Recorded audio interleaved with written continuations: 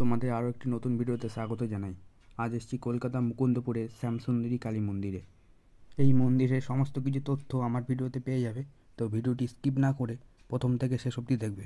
মন্দিরে ঢোকার মুখে দেখতে পেলাম একটি নরসিংহের মূর্তি। এই মূর্তিটি খুবই ভয়ানক।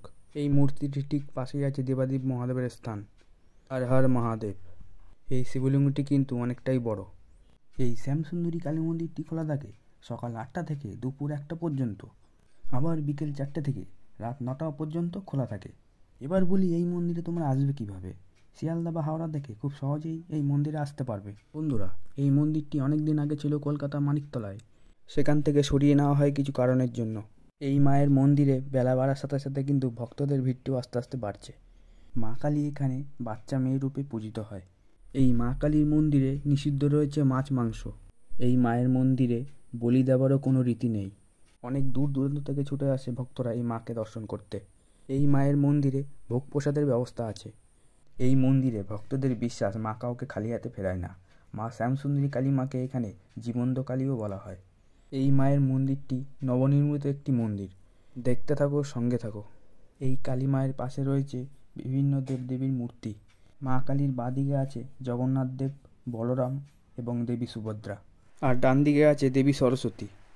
এখানে মাকে চালকলা দিয়ে পুজো করা হয়। এই মা শ্যামসুন্দরী কালী মায়ের মূর্তিটি কিন্তু খুবই অপূর্ব সুন্দর। এই মন্দিরে মা কালী নাকি অমাবস্যায় ঘুরে বেড়ায়। কেউ কেউ পায়ের আওয়াজও পেয়েছে। আবার কোনো কোনো ভক্তরা মায়ের চোখের পাতা ফেলতে দেখেছে। মা যে এখানে জীবন্ত তা ভক্তদের কাছে প্রমাণিত হয়েছে বারংবার। খুবই শান্ত এবং মনোরম নিরিবিলি পরিবেশে এই মন্দিরটি। ইচ্ছে হলে তোমরাও এই মন্দিরে একটি বেলার জন্য এসে ঘুরে যাও, ভালো লাগবে।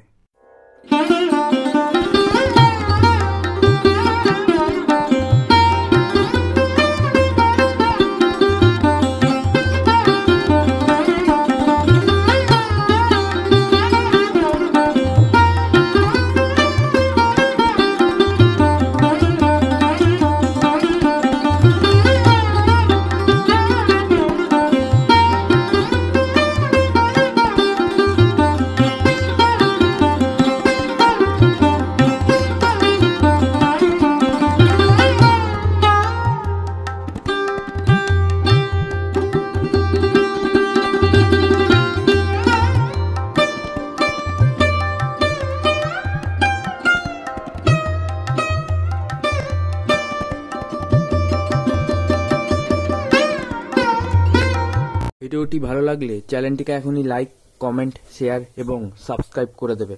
ভালো থাকবে, সুস্থ থাকবে। দেখা হবে পরের ভিডিওতে।